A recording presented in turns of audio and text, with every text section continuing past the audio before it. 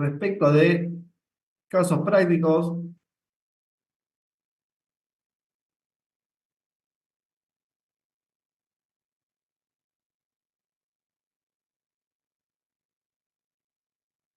Un mini caso con la solución.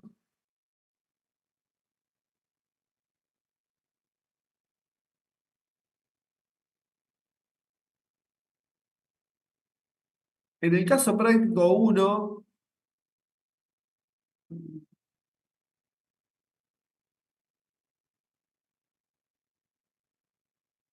en el caso práctico uno, a ver si lo. ¿Ustedes ahí están viendo el caso práctico que les estoy compartiendo ahora? Sí, ¿Qué profe. dice? Régimen general, especial, atribución de ingresos. Bueno, fíjense, Verano SRL fabrica en Córdoba y vende jeans al por mayor en todo el país. No tiene locales propios. Recibe pedidos mediante su página web y cobra mediante tarjeta de crédito. Verano SRL recibió un pedido de la cadena de supermercados M&M que quiere revender sus prendas en distintas sucursales de varias provincias, aunque por el momento no definió en cuáles. El domicilio ilegal de actividades principal del supermercado es Cava. Se acordó que el pedido lo entregará Verano SRL en el centro de distribución de M&M a la provincia de Buenos Aires.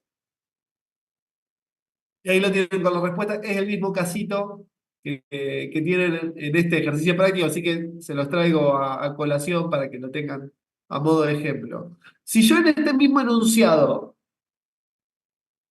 les doy los mismos datos, pero al final les digo que se acordó que el pedido lo entregará Verano SRL en el centro de distribución de la provincia de Buenos Aires porque es la sucursal que le hizo la orden de compra. Les estoy dando un dato más que está dentro de los destinos que tengo que ponderar, que tengo que ponderar a la hora de ver cuál es el domicilio del adquirente. Que de hecho lo tengo que ver primero, porque no les dije cuál es el destino final de los bienes, les digo que no lo sé, pero les agregué un dato y por eso siempre la Comisión Arbitral insiste muchísimo en esto, en el conocimiento, en la relación entre el cliente, entre el comprador y el vendedor. Entonces, si les agrego el dato de que la sucursal que les hizo la orden de compra es la misma donde entrego el producto, bueno, por el lugar de entrega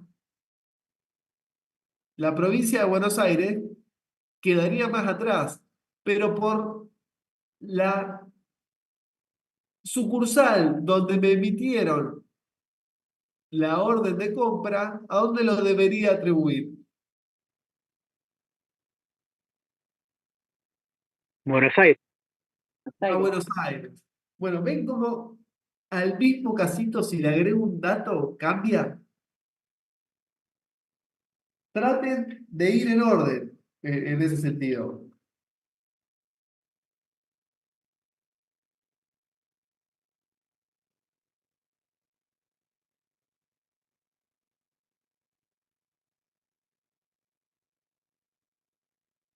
Y después, a ver si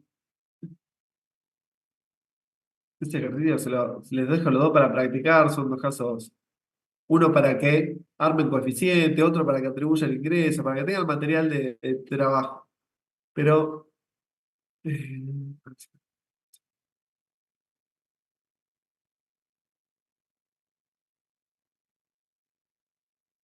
resolución, ¿se acuerdan que les dije cómo buscar en la página de la comisión arbitral? Tienen el convenio, resoluciones generales, el texto de ordenamiento, que obviamente es una resolución general. Voy a ir a un caso concreto de la comisión arbitral para recordar cómo buscar esto, del año 2024, que no es de mis preferidos para nada, que es Autosal S.A. contra Provincia de Buenos Aires. Me repito, no me gusta, pero lo quiero dejar a modo de conclusión o o de resumen, algo que nos va a servir para los otros casos que no vimos. ¿Qué tenemos acá en esta resolución en la que también se dirimen cuestiones referidas a la atribución de ingresos?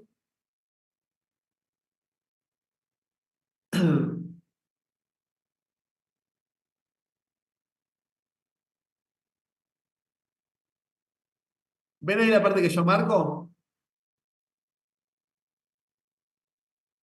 ¿Ven, chicos? Sí, profe. Sí. Bien. Sí, sí. Fíjense que ahí lo que les dice, después la ven completa la resolución. Repito que a mí no me gusta mucho esta resolución, pero quiero llegar a algo que les deje cosas, algunas cosas que nos queden más ciertas o más estables más allá de todos los cambios.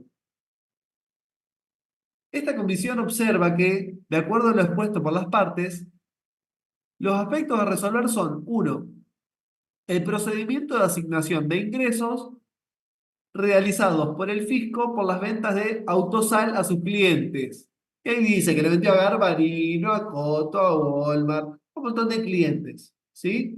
Un montón de clientes les vendió. Y también esta resolución habla del tema de gastos, no importa. Ahora yo me quiero enfocar en los ingresos para tratar de completarles un poquito la otra parte, la de las operaciones entre presentes.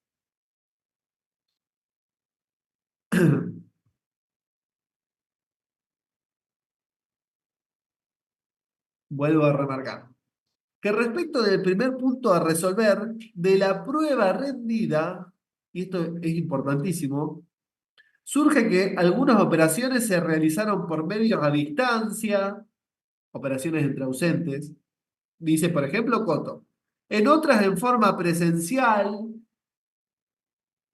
Entonces me está hablando de otro tipo de operaciones, operaciones entre presentes, e incluso miren lo que les dice ahí.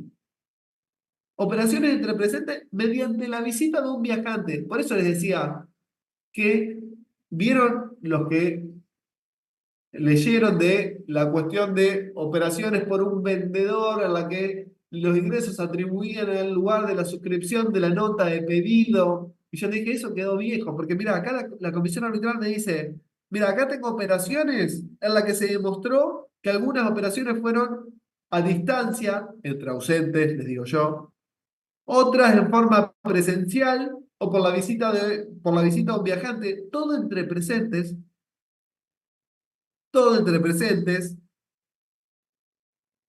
y otras a través de un viajante sin especificar la modalidad. O sea, me dice, entre ausentes, entre presentes y otras por un viajante que no sabemos si fueron entre presentes o entre ausentes. Y ahora viene este parrafito, que es un copiar y pegar de miles o de cientos de resoluciones que tiene la comisión arbitral.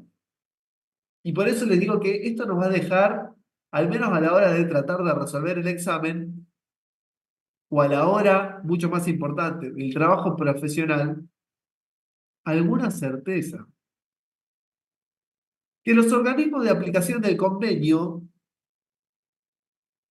tienen dicho que, sin interesar el modo que se perfeccionan las operaciones a los fines de establecer de dónde proviene el ingreso, es importante tener en cuenta el destino final de las mercaderías, respondiendo a ello a la aplicación del artículo 27 del convenio multilateral. El artículo 27 del convenio es el que nos hablaba de la realidad económica. ¿Qué nos dice ese parrafito?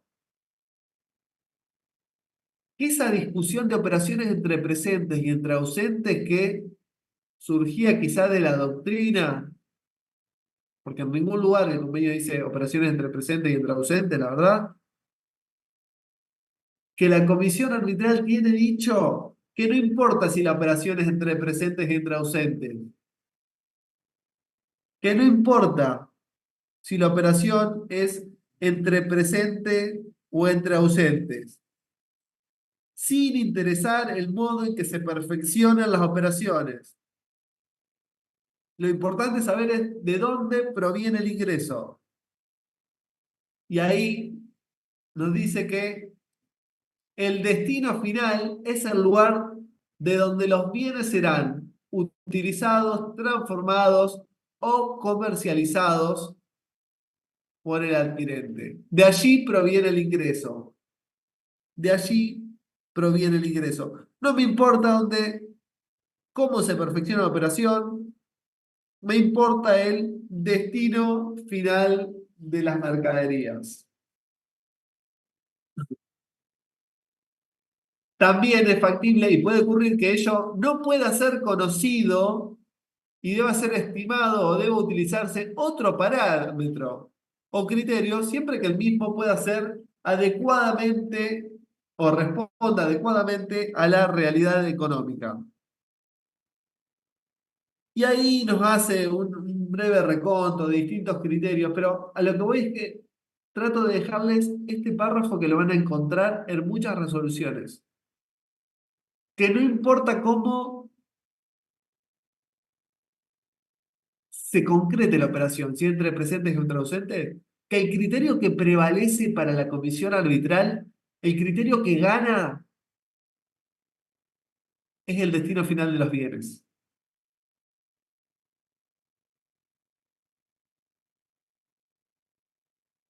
Se los digo porque es el criterio que prevalece, se lo digo porque está escrito en muchísimas resoluciones,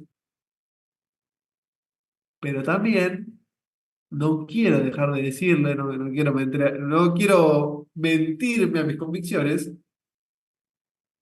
que acá la comisión arbitral está englobando un montón de cosas dentro de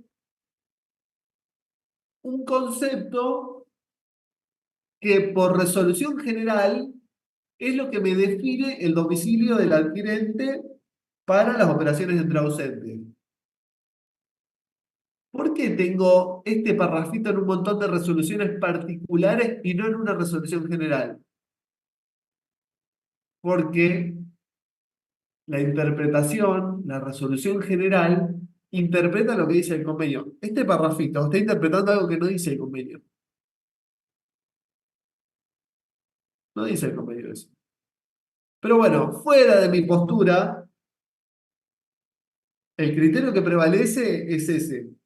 Tampoco vamos a ser testarudos e ir en contra de lo que deciden los organismos de aplicación. Lo podemos criticar desde una postura de la función de la comisión arbitral, de lo que puede decir una resolución general.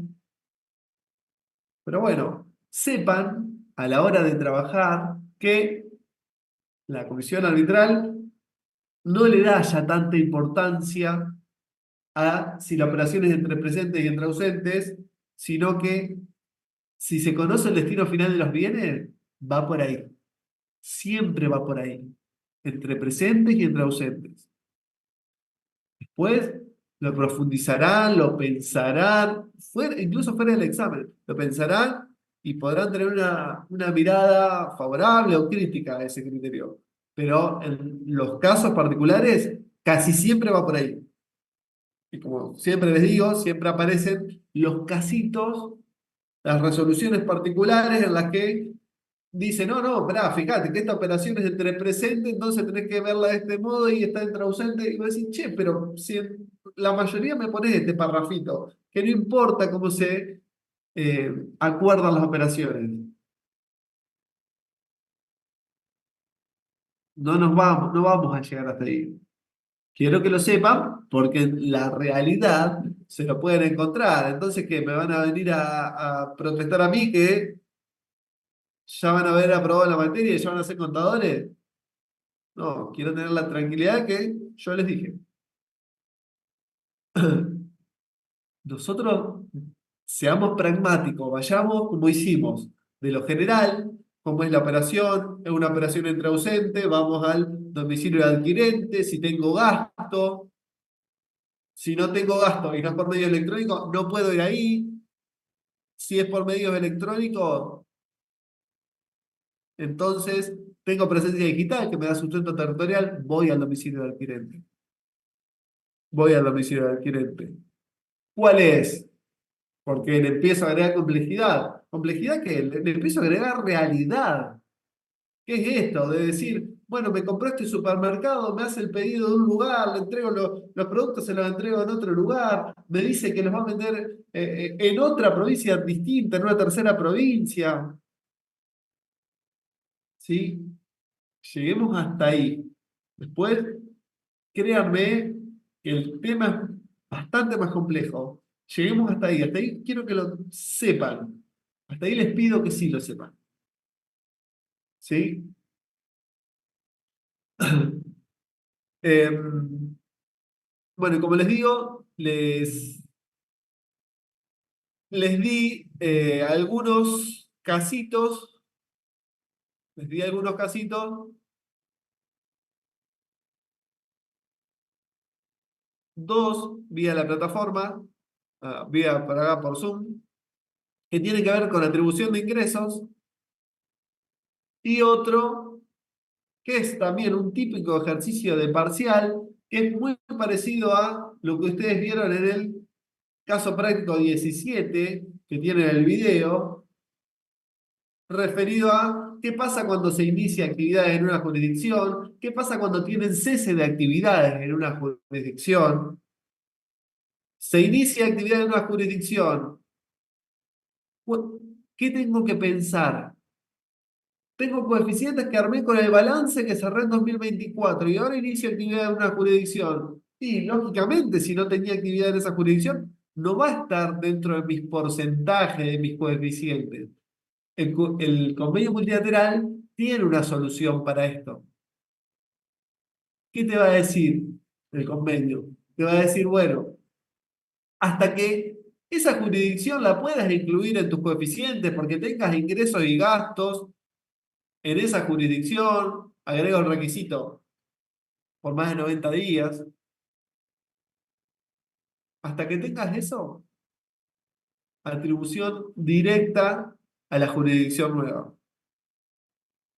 ¿Sí? Eso es lo que tienen en la cuestión de inicio de actividades. Cese de actividades, ¿qué pasa? No tengo más actividad en una jurisdicción, la doy de baja, a partir del mes inmediato siguiente a la baja, estudiarán qué significa baja, que significará dos cosas: no tener más ingresos de esa jurisdicción y significará una cuestión formal de hacer el trámite de baja. Entonces, a partir del mes inmediato siguiente, ustedes tenían unos coeficientes que incluía esa jurisdicción que dieron de baja.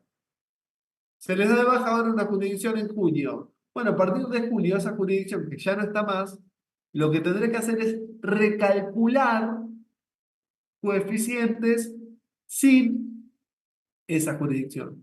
Eso es lo que ven en el caso práctico número 17, que lo tienen en el video, y, eh, y también en el caso práctico que les mandé ahora, déjenme chequearlo porque ahora, ahora dudé si en ese también tienen que recalcular coeficientes. Sí, tienen que recalcular coeficientes, ahí lo tienen la solución, así que lo pueden ver de ahí. Sí, por las dudas, no lo mando todavía por el chat. ¿No? No, quedó el que vimos al principio. Bien, ya lo comparto, así lo tienen. ¿Y ahora lo ven en pantalla este? No, estamos viendo la página de la Ah, bien, comisión. bien. Los tengo ahí y no les puse enviar. Ahí está. Ahora entiendo que llegaron, pues únicamente me faltaba poner enviar. Caso práctico uno y caso práctico 2.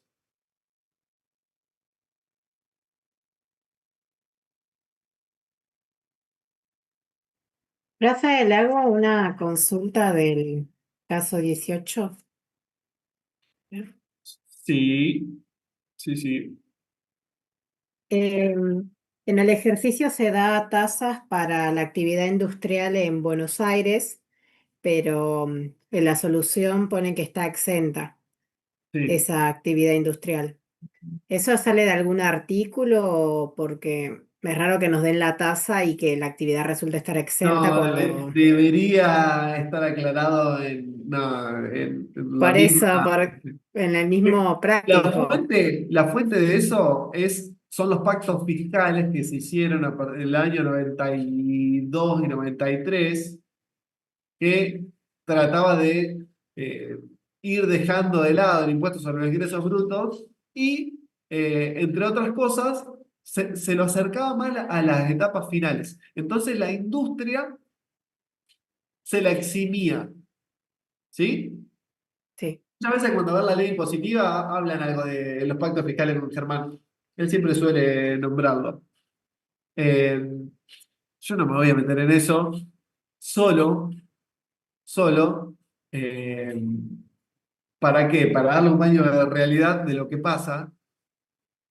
eh, lo que termina pasando es que después las provincias empiezan a decir, bueno, pero para mi industria no es el que hace la actividad industrial. Para mi industria es el que tiene la industria radicada en mi jurisdicción. Y alguien va a decir, che, pero yo no le estoy vendiendo al consumidor final. Yo me dedico a la actividad industrial, pero tengo la industria en Santa Fe. Ah, no, entonces vos no estás exento. Esas son las trampas, si se quiere, que encontramos día a día en montones de casos, incluso de jurisprudencia, que los pocos casos que llegan a la corte, porque todo lo que tiene que ver con convenio, ingresos brutos, la mayoría de las veces no llega a la Corte Suprema de Justicia de la Nación, porque la Corte se desentiende porque dice que es competencia local, no es competencia federal. Pero hay casos justamente de esos temas, sí hay jurisprudencia.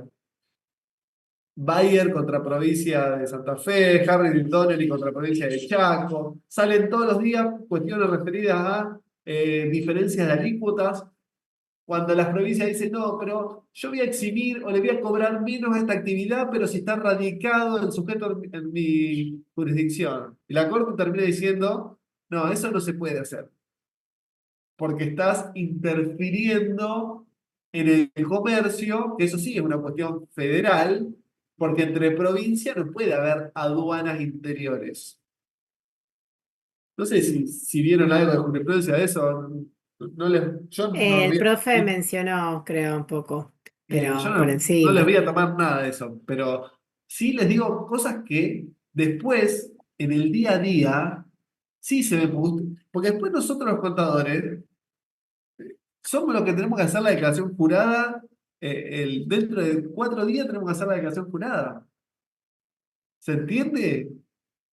Y después la discusión está buenísima. Incluso muchas veces yo les digo que son discusiones a veces más de abogados que de contadores, que nosotros queremos liquidarlo al final. ¿Sí? Pero no podemos perder estas cuestiones de vista.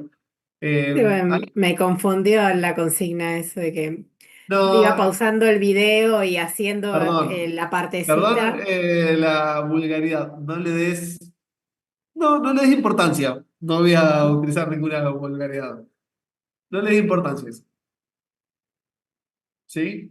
Sí. Si la alícuota en el examen te dice que es 1%, o si usala del 1%, no te preocupes.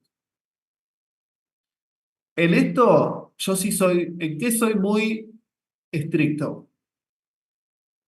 En las formas, en los procedimientos, no sé, acá tiene este caso práctico que les mandé ahí por el chat, que tienen ingresos y gastos, que van a armar coeficientes, que van a recalcular coeficientes, ¿sí? En todo lo que es estructural, en procedimiento y demás, sí soy bastante estricto. Después, si a la alícuota le ponen 1% en vez de exenta, y ya, eso no me importa tanto. ¿Sí? Por ejemplo, por ejemplo. Parcial uno. No sé si alguien sabe que todavía no les entregan la nota de los parciales uno, del parcial uno. Seguro no me la están reclamando. Eh, ¿Vieron el caso de bienes personales? Que era bastante largo. Sí.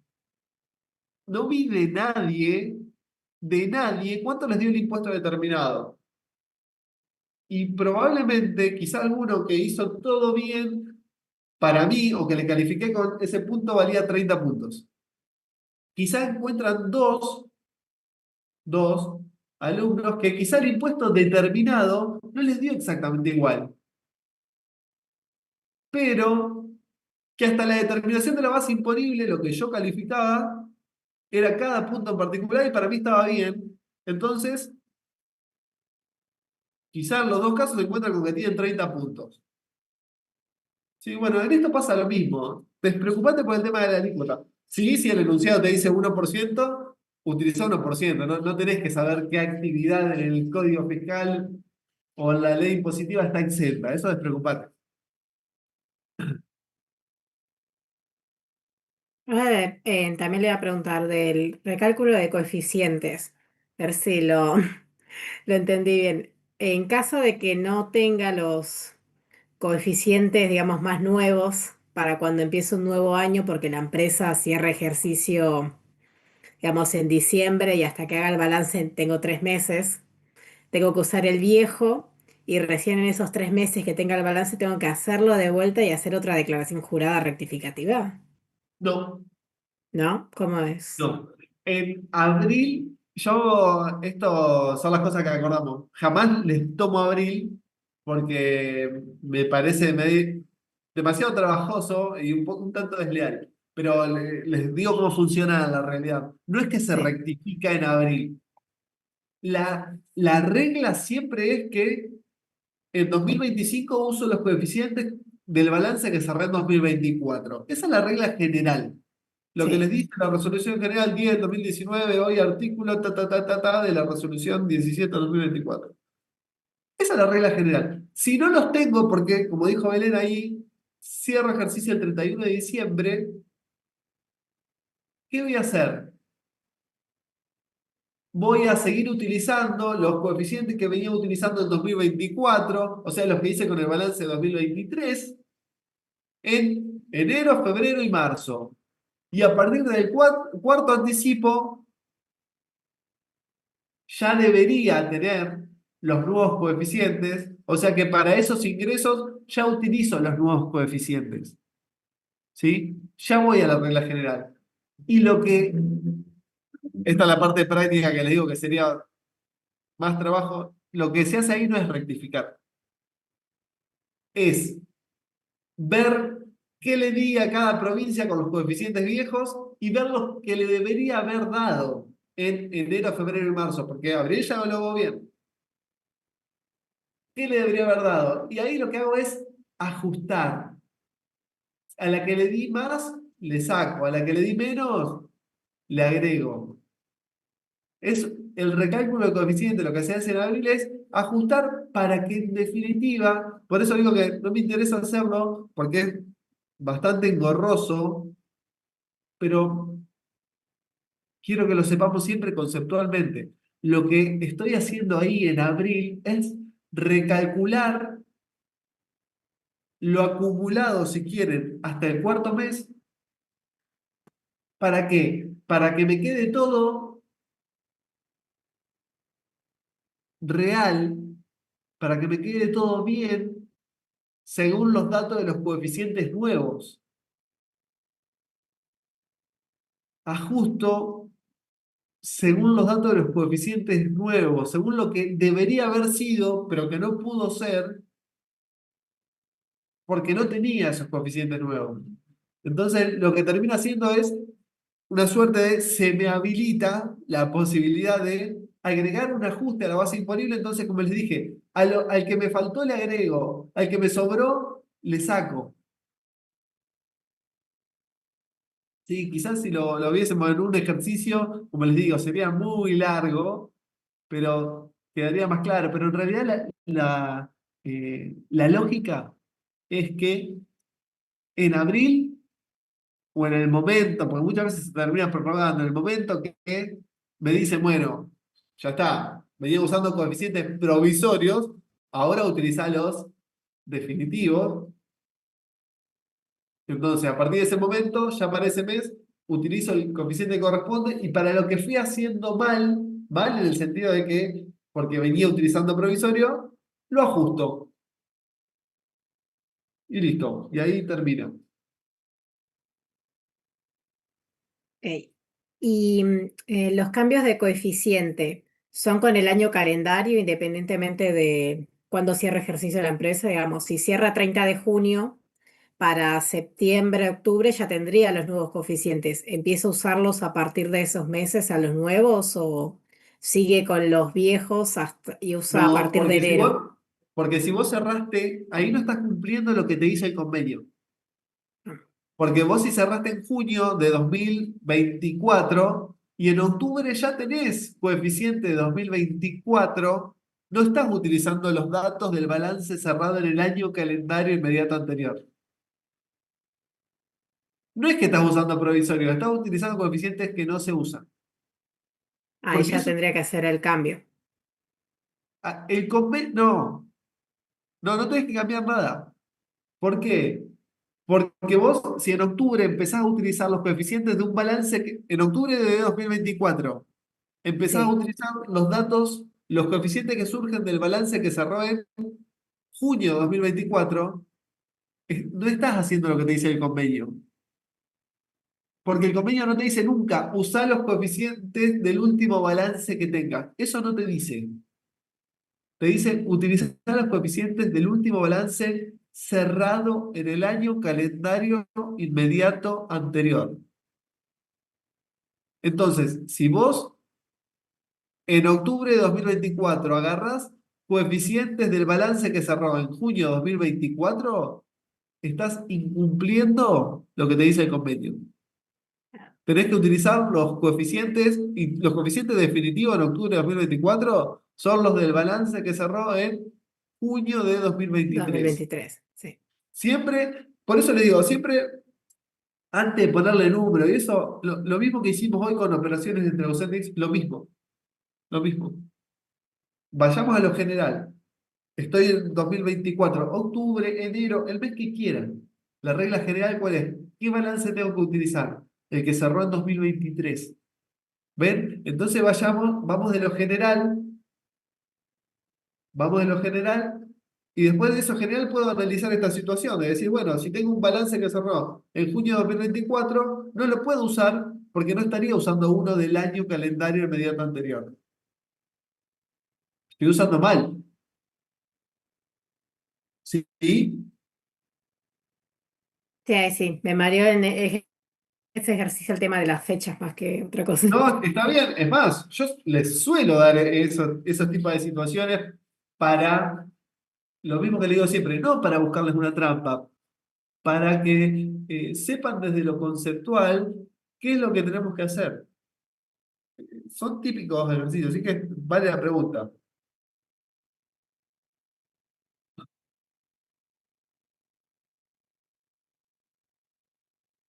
Chicos, cortamos 5 minutos, me busco un vaso de agua y continuamos, que quiero ver algo de, el artículo 13. Sí, eh, profe. a- Así podemos cerrar esa partecita. Porque ya creo que no tenemos más clase, ¿no? Antes del parcial. No, el lunes es feriado. Bien. Son y 18, como muchísimo y 25, volvemos.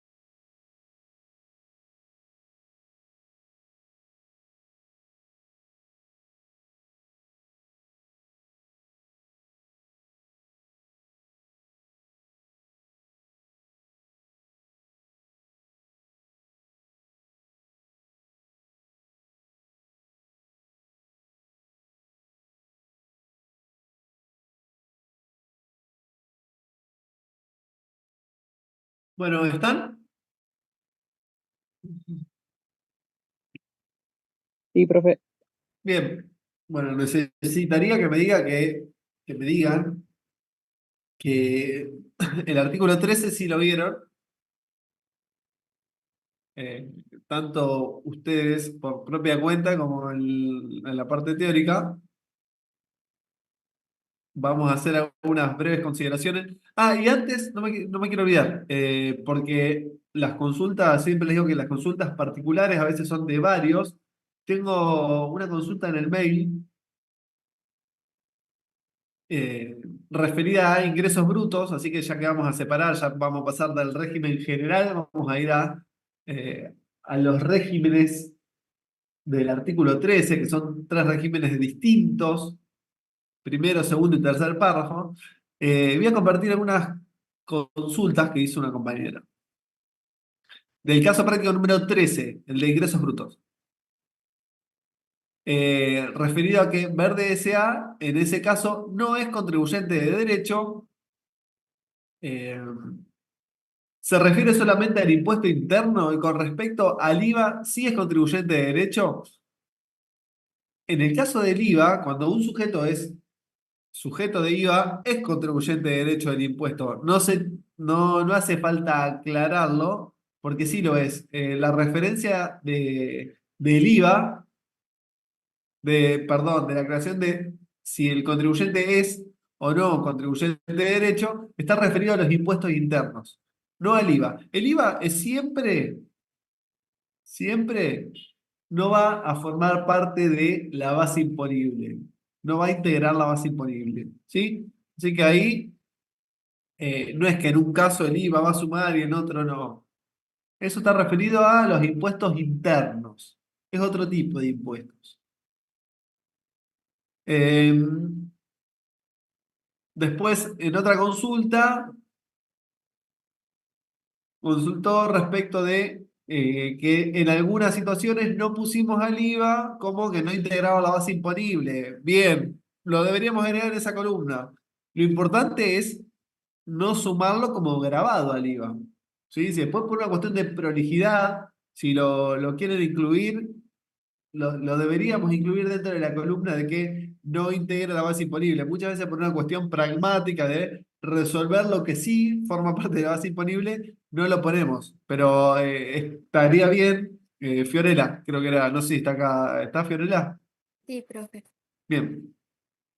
Por una cuestión de prolijidad, si lo estás haciendo en un Excel y querés eh, encuadrar todo bien, sí, no está mal poner el IVA como que no integra la base imponible en cada uno de los débitos fiscales. Estaría bien. Ah, listo, porque me genera dudas porque solo en uno estaba y en otro no y dije, ¿y va o Quizá, no? no, quizá lo pusimos a modo de ejemplo. El tema es que nunca el IVA va a formar parte de la base imponible. Eso es lo que quiero que quede claro.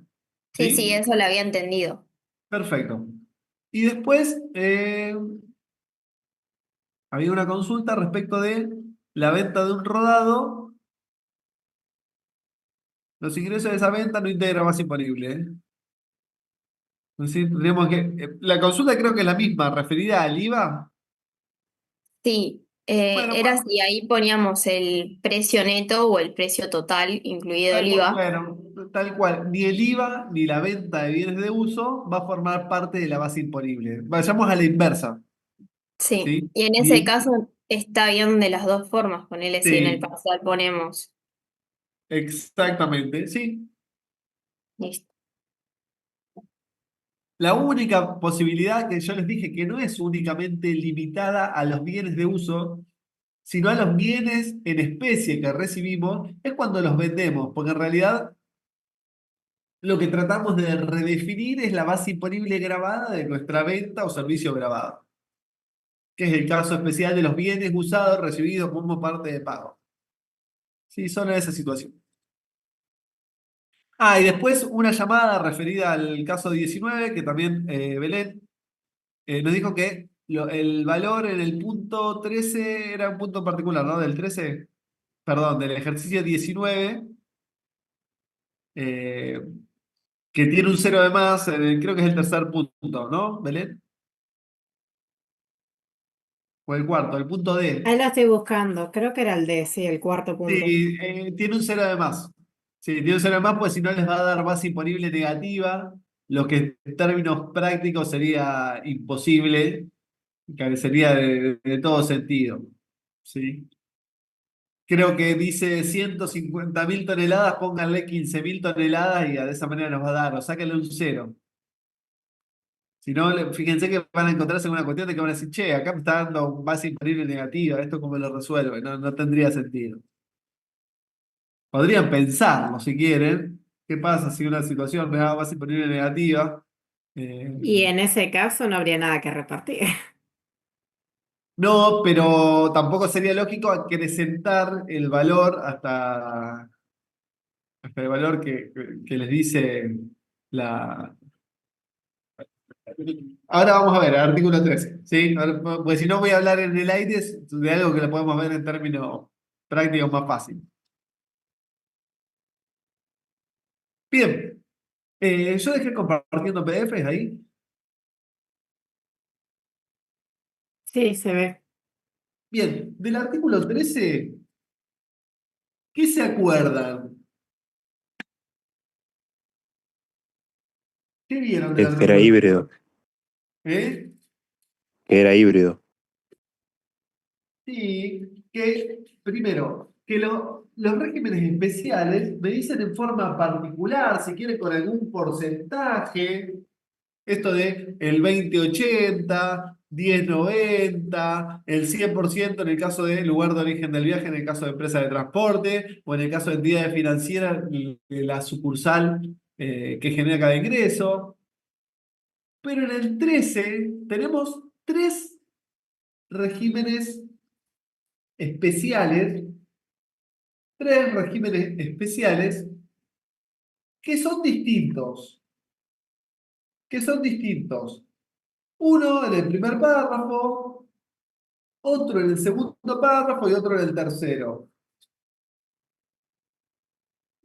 En general, lo conocemos o relacionamos el artículo 13 a la mera compra, ¿sí? Pero después, cuando se mete en el artículo 13, van dándose cuenta que en realidad de la mera compra puntualmente habla un párrafo. A mí, a mí, a mí personalmente, me gusta decirle regímenes vinculados a actividades agropecuarias. ¿Sí? Que como les digo, son tres regímenes distintos, tres situaciones distintas. ¿Por qué tres situaciones distintas? Y porque en el primer párrafo, en el primer párrafo del artículo 13, quiero a ver, mm,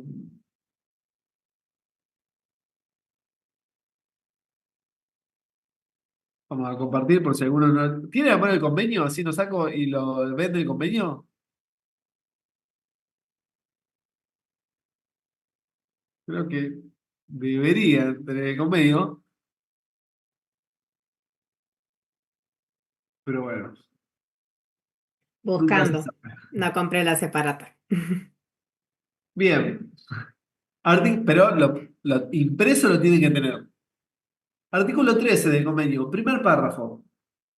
En el caso de las industrias vitivinícola y azucarera, así como en los casos de productos agropecuarios, forestales, mineros y o frutos del país en bruto, elaborados y o semi-elaborados en la jurisdicción de origen, cuando sean despachados por el propio productor sin facturar para su venta fuera de la jurisdicción productora, ya sea que los mismos se vendan en el estado en que fueron despachados o luego de ser sometidos a un proceso de elaboración, enviados a casas centrales, sucursales, depósitos, plantas de fraccionamientos o a terceros, el monto imponible para dicha jurisdicción será el precio mayorista oficial o corriente en plaza a la fecha y en el lugar de expedición. Cuando existan dificultades para establecer el mismo, secundariamente, agrego, si no sé lo anterior, se considerará que es equivalente al 85% del precio de venta obtenido.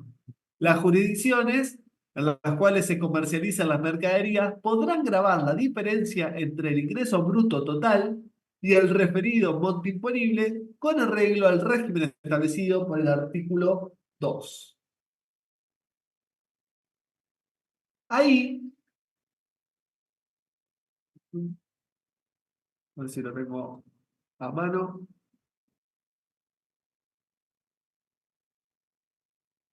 Ahí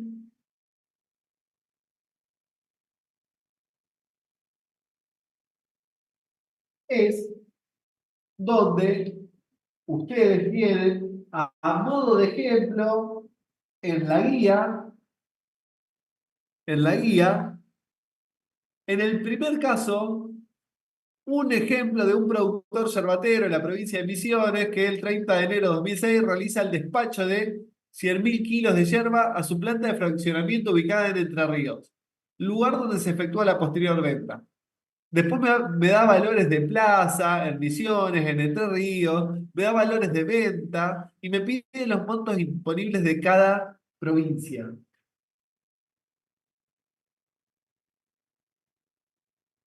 Una de las cosas que les pido siempre es que diferencien bien, que sean claros. ¿Cuándo aplica un régimen especial y cuándo aplica un régimen general? Por ejemplo, si uno empieza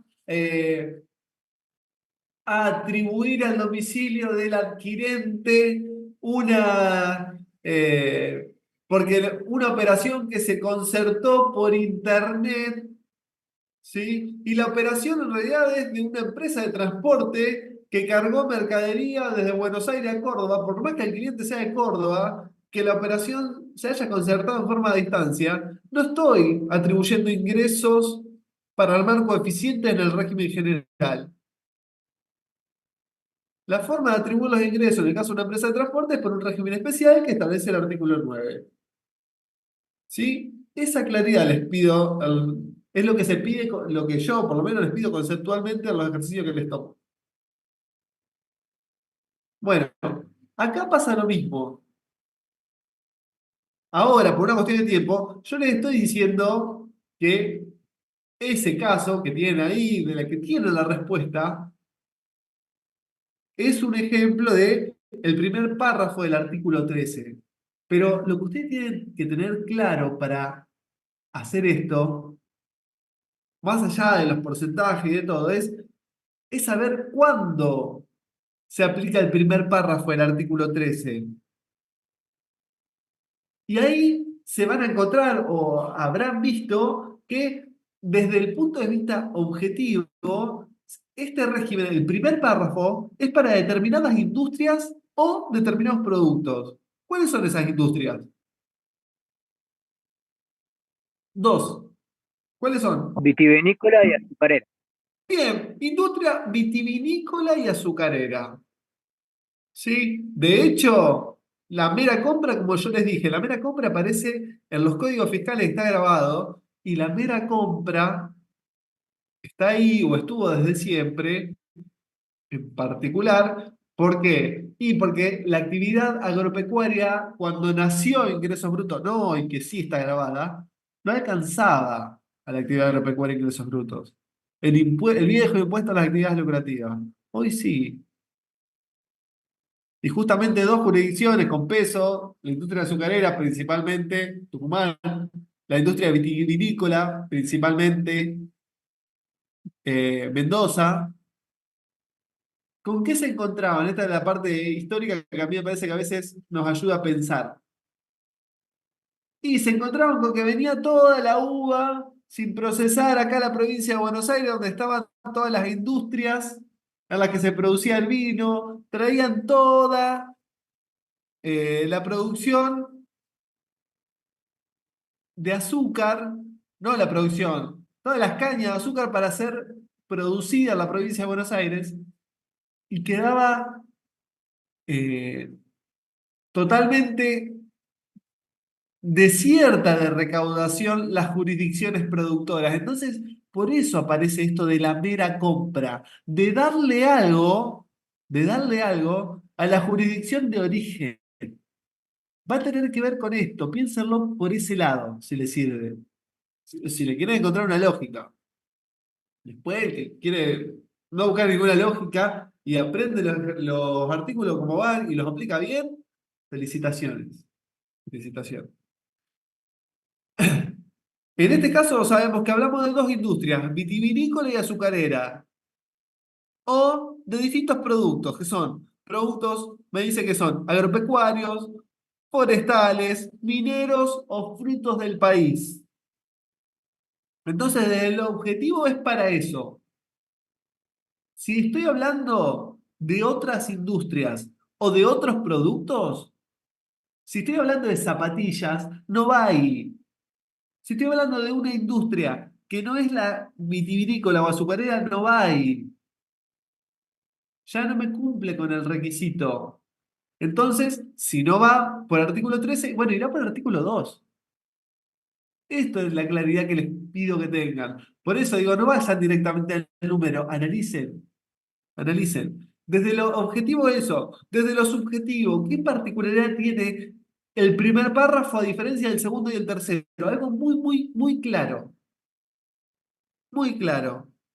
Que van a tener un sujeto que es el protagonista, que es el propio productor, que es el que sacó la caña de azúcar de Tucumán, que el que sacó las uvas de Mendoza y la trajo a Buenos Aires a industrializar, no vendió nada.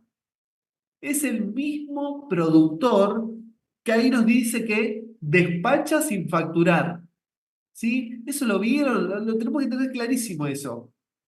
Ahí no tenemos ninguna venta, tenemos un despacho, un mismo productor, un mismo dueño, ustedes que sacaron la producción de algún producto agropecuario de la provincia de Buenos Aires y ustedes mismos trasladaron esa producción para procesarla o para venderla fuera de la jurisdicción. ¿Sí? Y de hecho ahí nos dice que los productos son despachados en bruto, elaborados o semi-elaborados. Elaborado o semi-elaborado quiere decir que sufren un mero acondicionamiento. Por ejemplo, industria vitivinícola. Y no va a poder llevar una parra. Seguramente en el camión no va a llevar una caña si mide 200 metros, no sé cuánto mide. 200 metros, no, la va a acondicionar, pero no la va a transformar. No la va a transformar. ¿Sí? Entonces, el caso va a aplicar cuando saque el producto de alguna de estas industrias o algún producto agropecuario, forestal, minero o frutos del país, el mismo productor, y los despache. Esa palabrita es la clave. Para mí, así, cuando les decía de las operaciones intermediarios, que teníamos que ver la palabra clave, bueno, acá la palabra, para ver si va del primer párrafo, además de saberlo, objetivo, si estoy dentro de las industrias, de los productos, desde lo subjetivo, tengo que saber que hay un despacho, que no hay una venta, que es el mismo productor, que el protagonista es el mismo productor que despacha sin facturar el producto. ¿Sí? Entonces, cuando se me cumple todo eso, y agrego algo más, que me dice que esto lo despacho, que me lo llevo a otra jurisdicción, me dice que son despachados para su venta fuera de la jurisdicción productora. Para su venta fuera de la jurisdicción productora. Sí, ahí les agrego otro dato de color que no es menor. Entonces, cuando se me da todo esto, se aplica el primer párrafo. ¿Cómo? Bueno, y ahí se las cuentas. A la jurisdicción productora le va a tocar algo. ¿Qué le va a tocar? Primero, si sé el precio mayorista o corriente en plaza en el lugar de expedición, eso.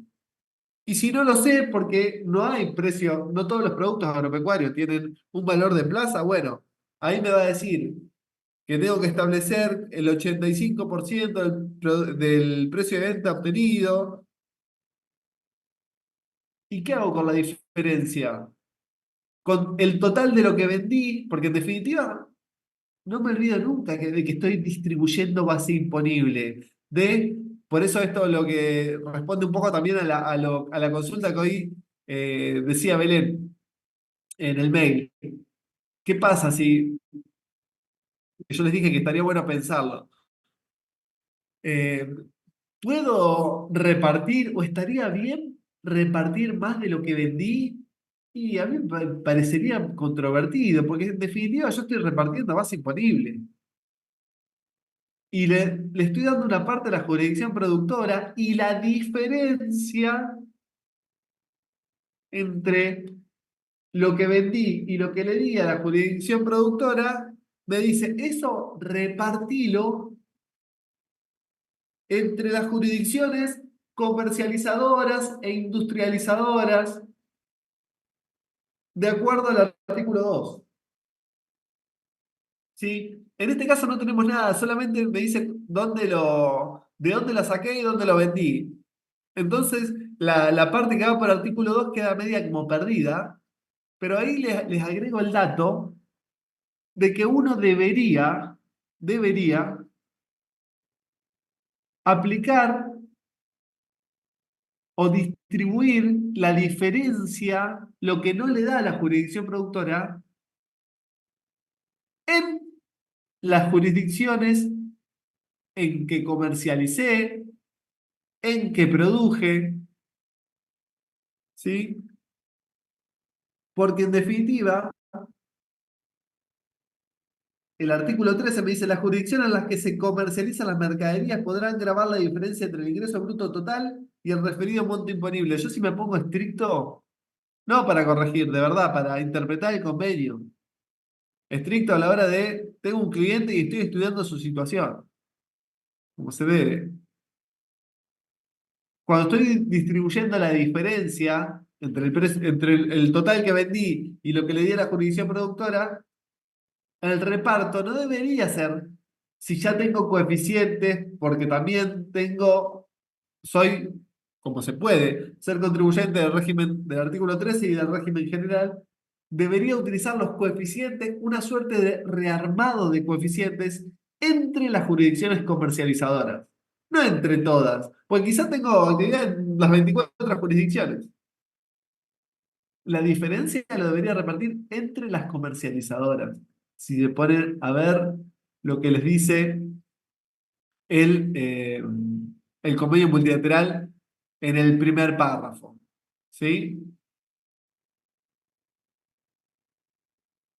Pero entonces se Y, hace eso, profe. Se hacen nuevos ¿eh? coeficientes. Entonces se hace eso, se hacen nuevos coeficientes.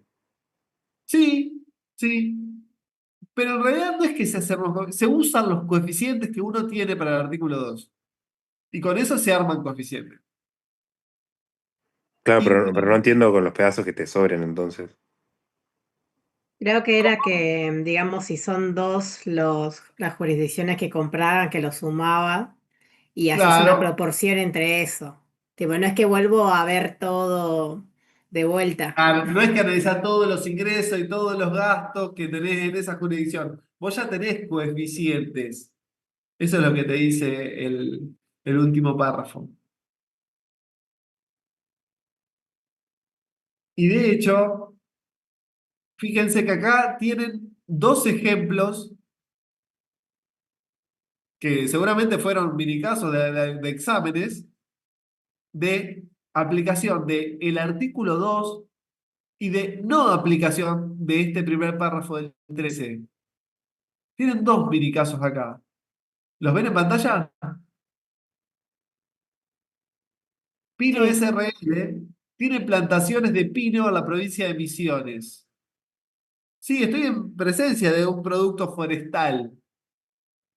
Con su producción forestal de madera, despachó sin facturar, parecería ser lo mismo que tiene el ejercicio que tiene ahí. Despachó sin facturar 100 toneladas de madera a su fábrica de mesa de pino en Entre Ríos. Finalizadas las mesas, las lleva a su local de venta en Misiones, donde vendió a consumidores finales estos productos. A ver, acá tengo el mismo productor que despacha sin facturar uno de los productos que me dice el artículo 13, primer párrafo, Sí, es un producto forestal. Es un producto forestal. ¿Lo despacha sin facturar el mismo productor? Sí, lo despacha sin facturar. ¿Qué es lo que hace que no aplique el artículo 13 primer párrafo acá? ¿Que lo vende en Misiones? Bien, que lo vendan Misiones. Por eso le digo que los regímenes especiales son muy precisos. Son muy precisos. El artículo 13 primer párrafo, me dice que esa comercialización o la comercialización del producto tiene que darse fuera de la jurisdicción productora. Fuera de la jurisdicción productora. De hecho, yo ahí les puse como nota el caso particular, Seagram de Argentina contra la provincia de Buenos Aires, en la que la comisión arbitral ven que son cuestiones que son reales, de empresas reales. En el caso particular de las presentes actuaciones, los ingresos generados por venta dentro de la misma jurisdicción donde los productos fueron elaborados no deben encuadrarse en el régimen especial de atribución previsto en el artículo 13, el primer párrafo del convenio multilateral. Y lógicamente, si no van por el artículo 13, el primer párrafo, van a ir por el artículo 13, perdón, por el artículo 2, no por el artículo 13. Y otro caso que no va por el artículo 13, primer párrafo, Pinocho S.A. tiene plantaciones de pino en la provincia de Misiones. En todo caso son parecidos. Además, tiene una fábrica de camas de pino en Misiones y locales de venta en Corrientes y Chaco. Entonces me dice que saca el árbol, obtuvo la producción forestal de 100 toneladas de madera en Misiones y ahí, ¿qué hace? Fabrica 200 camas. Y las camas las despacha sin facturar al local de ventas de Corrientes y al de Chaco. Y que vende en esas otras jurisdicciones los productos locales. ¿Por qué no aplica el artículo 13, primer párrafo acá? ¿Se produjo una transformación del producto? Bien, porque acá no se da todo lo que me dice el artículo 13, primer párrafo. Porque acá lo que estoy despachando sin facturar no es el producto en bruto, elaborado o semi-elaborado. Esto de elaborado o semi-elaborado es una mera transformación, un mero acondicionamiento. ¿Sí? Si yo ya tengo una cama, bueno, ya no estoy en presencia de un producto, por eso en este ejercicio puede ser muy gráfico, puede ser muy sencillo, pero después la realidad se puede hacer muy más complejo. Sí, creo que había en el 19 había un caso eh, de una papelera, era para otro artículo, pero que también, que lo que pasaba era que compraba pulpa de madera. Era para aplicación de otro artículo, pero a lo que voy es que ya no estoy en presencia del producto agropecuario, estoy en presencia de otro producto. En mi caso, difícilmente para el examen, para que se queden tranquilos, les daría el caso, por ejemplo, de la pulpa de la madera, que quizá excede mi conocimiento sobre esas cuestiones. Me parece, sí, más gráfico, más razonable el que tiene en pantalla de que sacó un pino y después lo que despacha sin facturar es una cama. Eso no es el mismo producto. De ninguna manera. Entonces, en ese caso, tampoco aplica el artículo 13, primer párrafo. El segundo párrafo del artículo 13, ustedes en el ejercicio práctico 19, es el punto C que tienen de una tabacalera.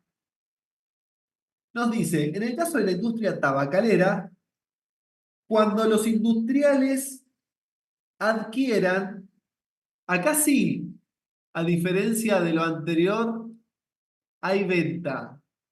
Acá sí hay venta, porque me dice que hay una industria tabacalera que es el adquirente, que es el comprador, subjetivamente, adquieran directamente la materia prima a los productores. Entonces tengo un vendedor que es el productor, un comprador que ¿quién es? La industria tabacalera. Ahí tengo los sujetos que tienen que estar sí o sí para que se les cumpla el segundo párrafo. Se atribuirá al primer término la jurisdicción productora un importe igual al respectivo valor de adquisición de dicha materia prima. La diferencia entre el ingreso bruto total y el referido importe será distribuido entre las distintas jurisdicciones en que se desarrollan las posteriores etapas de la actividad, conforme al régimen establecido en el artículo 2. Igual criterio se seguirá en el caso de adquisición directa a los productores, acopiadores o intermediarios de quebracho y de algodón, por los respectivos industriales y otros responsables de desmonte. Y en el caso de adquisición directa a productores, acopiadores o intermediarios de arroz, lana y fruta. Este segundo párrafo, el 13, a mí siempre me pareció que estaba muy desordenado. Me parece que también, si tratamos de ordenarlo, primero objetivamente, a ver, ¿cuál tiene que ser el objeto? ¿Está destinado a la industria tabacalera? ¿Está destinado a, ahí me dice, el quebracho o el algodón? ¿A el arroz, lana o frutas? Y hago hincapié ahí en que me habla de frutas y no frutos. No vamos a profundizarlo, pero también hay jurisprudencia jurisprudencia administrativa de la comisión respecto de los conceptos de fruta y fruto que son distintos. No importa eso ahora. Pero, objetivamente para eso, industria tabacalera. ¿Quién es el vendedor? El productor. ¿Quién es el comprador? El industrial tabacalero. ¿Quebracho o algodón? ¿Quién es el vendedor? El productor, el acopiador, el intermediario. ¿Quién es el comprador? En el convenio nos dice el responsable del desmonte. Arroz, lana o fruta. ¿Quién es el vendedor? Productores, acopiadores, intermediarios. Y el que está comprando, y ahí no me dice nada, ahí puede ser cualquiera. Y ahí, bueno, me voy a cómo tengo que repartir la base imponible a la jurisdicción productora, el valor de la adquisición de la materia prima, el costo. Y ahí no me da variantes. ¿Por qué? Y porque acá ya sí, el que está haciendo esto es la industria tabacalera, el que está comprando. Entonces, el que está comprando sabe cuál es su costo. Por más que exista o no exista valor en plaza, sabe cuál es su costo. Ese costo es lo que a la hora de distribuir base imponible, cuando venda el tabaco ya producido, cuando venda el tabaco, el costo se lo va a atribuir a la jurisdicción productora. Y a la jurisdicción comercializadora, lógicamente, le va a tocar, o a las jurisdicciones comercializadoras, le va a tocar la diferencia entre el total de los ingresos brutos y lo que le di a la jurisdicción productora. Estoy distribuyendo base imponible. Y en el tercer párrafo, ya en un minuto y prometo que los libero, como les digo, después tienen los ejemplos ahí en los casos, pero me interesa que profundicen el estudio. En el caso de la mera compra, hoy también, en el segundo párrafo también, teníamos a la industria tabacalera que estaba comprando. Bueno, acá también. En el caso de la mera compra, cualquiera fuera la forma en que se realice de los restantes productos agropecuarios, forestales, mineros y o frutos del país, producidos en una jurisdicción para ser industrializados o vendidos fuera de la jurisdicción productora, siempre que ésta no grave la actividad del productor, se aplicará en primer término a la jurisdicción productora el 50% del precio oficial o corriente en plaza a la fecha y el lugar de adquisición. Cuando existan dificultades para establecer este precio, se considerará que es equivalente al 85% del precio de venta obtenido. La diferencia entre el ingreso bruto total del adquirente y el importe mencionado será atribuida a las distintas jurisdicciones en que se comercialicen o industrializan los productos conforme al régimen del artículo 2. En los casos en que la jurisdicción productora grava la actividad del productor, o sea, si no se cumple lo que me dice el tercer párrafo, es una obviedad, pero también me lo aclara, la atribución se hará con arreglo al régimen del artículo 2. ¿Sí? Entonces, ¿qué tenemos acá? Otra vez, voy desde el objetivo, subjetivo, y después vemos cómo lo distribuimos. ¿Cuáles son los bienes? Restantes productos agropecuarios, me dice. Y bueno, ¿cuáles son esos restantes productos agropecuarios? Los que no están en el segundo párrafo. Los que no están en el segundo párrafo. Restantes productos agropecuarios, también le dice forestales, mineros, frutos del país. ¿No están citados en el segundo párrafo? ¿Pero son productos agropecuarios? Bien, tengo el producto. ¿Quién es el sujeto, el protagonista, como dijimos hoy? Y ahora el que está comprando, ¿quién es? ¿Quién está comprando ahora?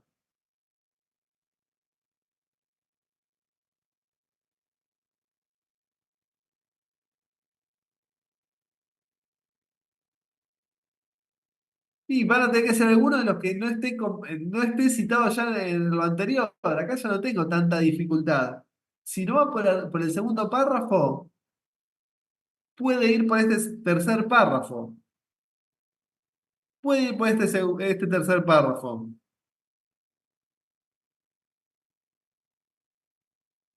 ¿Por qué? Y porque estoy comprándole a una jurisdicción productora de un producto agropecuario para vender o producir fuera de esa jurisdicción productora. Y la jurisdicción productora no grava la actividad del productor. Entonces, esto es lo mismo que les decía hoy, de la cuestión histórica.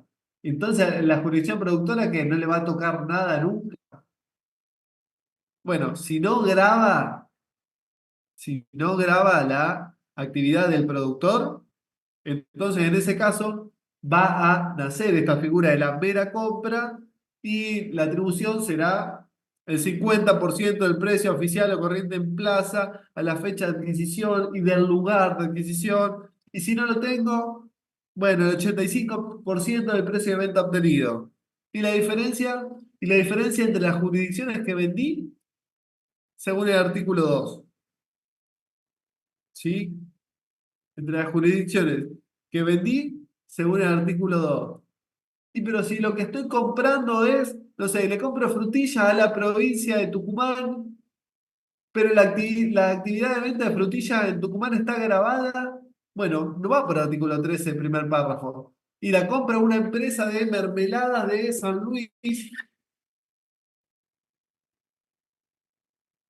¿Aplica tercer párrafo? Y si Tucumán graba la venta de frutilla, no aplica tercer párrafo. Si no graba la venta de frutilla, el productor de mermelada tendrá que aplicar este tercer párrafo del artículo 13.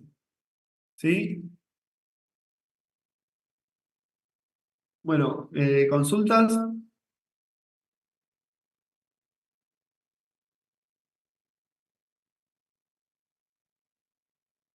¿Quedó alguien? ¿Se fueron? Esto es, profe, pero me quemó la cabeza lo rápido que fue lo último.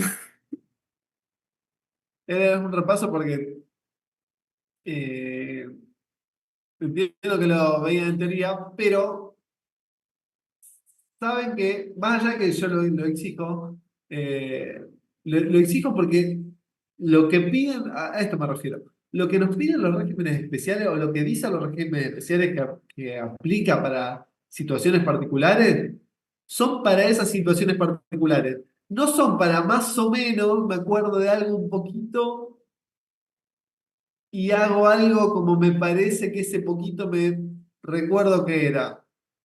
No, los casos que ahí les pasé vieron que tampoco son tan complejos. A modo de ejemplo, tenían eso de, no sé, que sacaba la producción de pinos de una provincia y en esa misma provincia se industrializaba. Bueno, ya no aplica.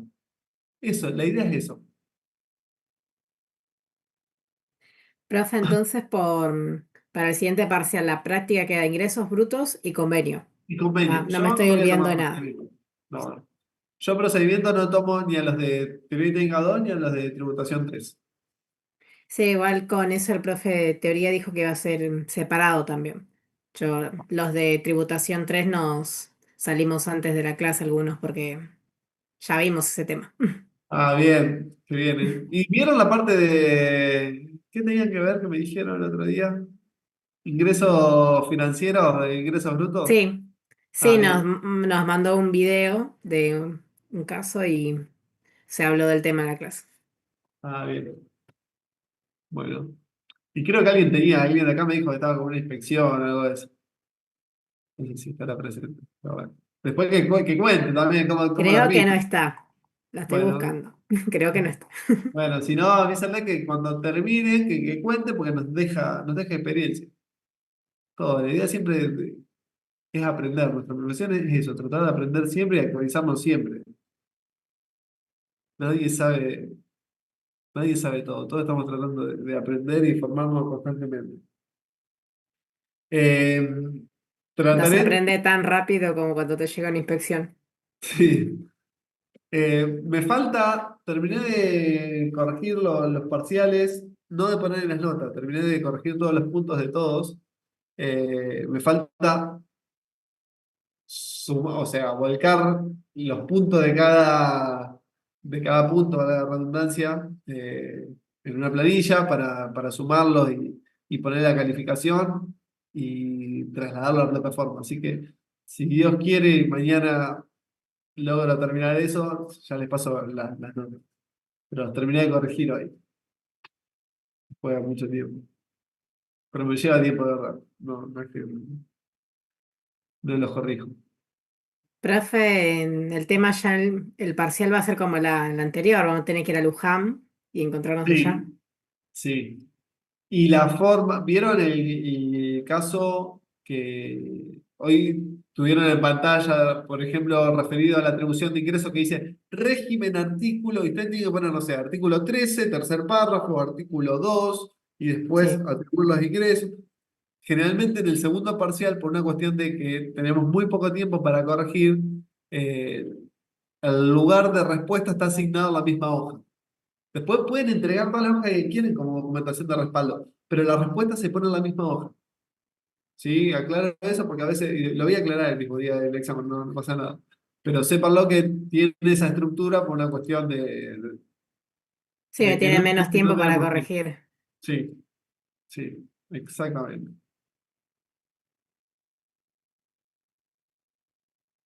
Bueno, chicos, me despido. Profe, Sí.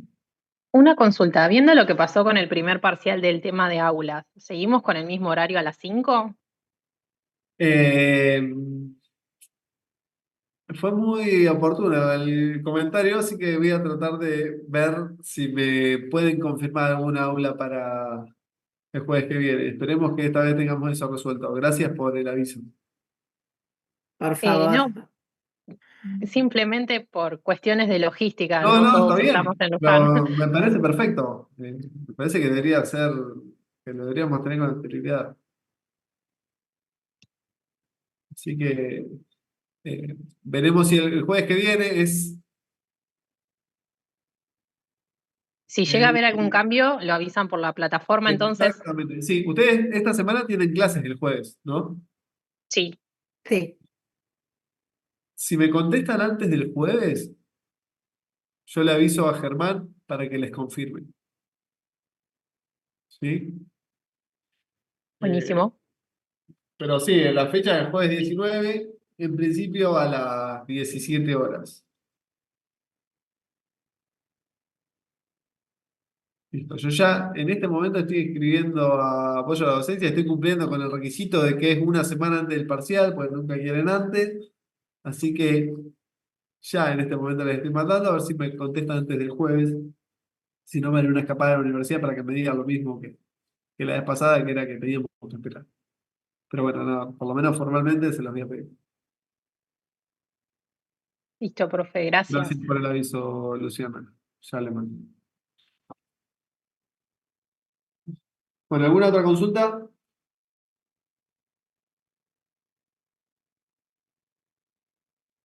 Bueno, chicos, entonces nos vemos el jueves que viene nosotros. Cualquier cosa, nos vamos manteniendo en contacto. Genial, Buenas profe. noches. Adiós, buena semana. Adiós.